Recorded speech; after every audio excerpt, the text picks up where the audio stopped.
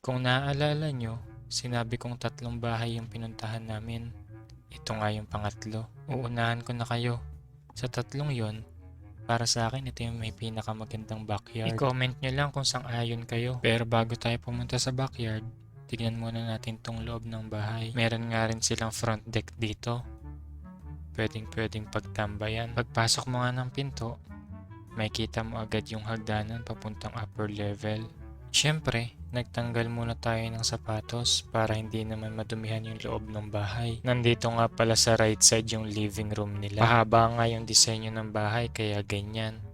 Pero maluwag din yan. Meron niyang sukat na 17.26 square meters. Ito namang kitchen nila, may sukat na 6.47 square meters. Nagustuhan ko nga yung combination na kulay na napili nila dito sa kitchen. Saka tignan nyo naman yung mga ilaw nila. Aesthetic. Nag-complement din yung kulay ng flooring nila dito. Tapos ito nga, papasilip ko muna yung backyard. Hindi hamak na mas maayos at mas malinis to kumpara dun sa mga nauna kong napuntahan. Tignan nyo naman yung view. Instagramable. Ganito nga pala kaluwag yung kitchen nila. Para sa akin, ang aliwalas niya tignan. Meron namang pinto dun sa kitchen, papunta sa backyard, pero ihuhuli ko nang ipakita yon. Unahin muna natin tignan yung upper level. Mayroon nga dong 3 bedrooms, saka isang bathroom. Habang umaakyat nga ako sa hagdanan, napansin ko na tumutunog yung kahoy na inaapakan ko. Ganito yung tunog niya. Pakinggan nyo na lang.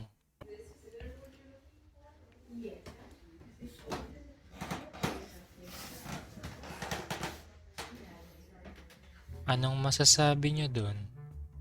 I-comment nyo na lang ulit. Ito nga pala yung unang kwarto.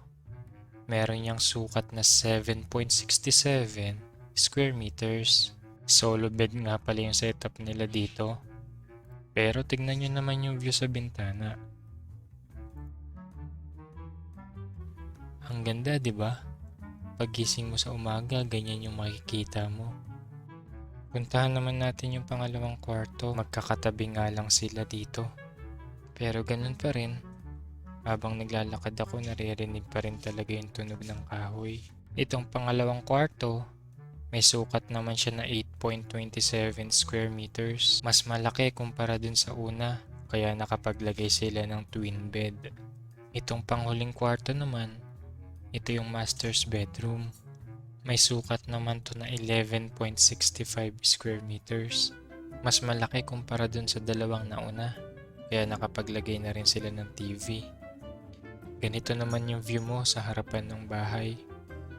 Wala kang makikitang marites dyan. Meron nga rin tong built-in closet. Susunod naman natin pupuntahan yung bathroom nila. Feeling ko talaga mahilig sa black and white yung may-ari ng bahay na to. Malalaman nyo kung bakit.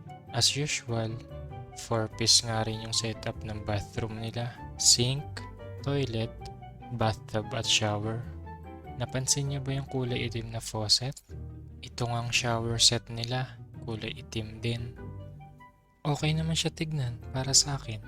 Tapos na nga tayo dito sa upper level, pero ipaparinig ko ulit sa inyo yung tunog ng kahoy.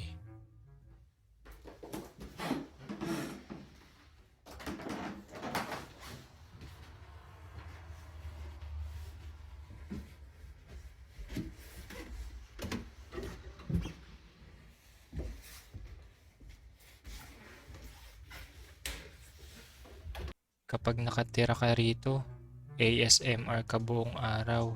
Ito nga pala yung basement nila. Hindi rin to furnished. Mukhang nagsilbing storage room lang talaga to at wala silang planong iparenovate. Nandito rin pala yung washer at dryer nila sa basement.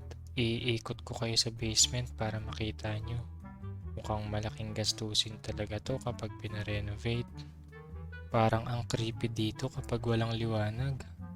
Lalo na kapag nag-iisa ka.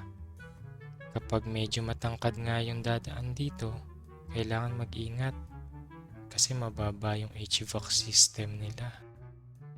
Ito mababa na talaga, hindi ko alam kung paano to kapag ni-renovate pa. Ito na yung air conditioning system nila, HVAC. heating, ventilation, air conditioning. Tapos yan, rinig niyo yung taas. May naglalakad. Tara, puntahan na natin yung backyard. Ito na lang yata yung pambawi nila. Ibinibenta nga pala nila ito ng 549,000 Canadian dollars or kapag kinonvert mo sa Philippine peso, 22.5 million pesos yun. Mas lalong tataas pa yung presyong yan kapag ipinarenovate nila tong bahay. Kung tutuusin, yung presyong yan, nasa lower end pa yan ng mga presyo ng bahay dito. Pero sa tingin mo ba tama lang yung presyo ng bahay na to? O kailangan pa nila ibaba? Mabalik tayo sa backyard. Anong masasabi ninyo? Basta ako, gandang-ganda ako rito. Nakatulong din siguro yung kulay ng dahon. Ganyan kasi yung kulay ng mga dahon dito kapag fall. Malapit na maubos yung mga yan at magsisilaglagan. At ito, tignan nyo yung ginawa nila. Meron nga silang pa-mini waterfall dito sa parteng to. Susubukan ko naman umupo dun sa upuan para may point of view kayo kung ano nga ba yung nakikita kapag doon nakapwesto. Dito ko na rin tatapusin yung vlog. Hanggang sa muli, paalam!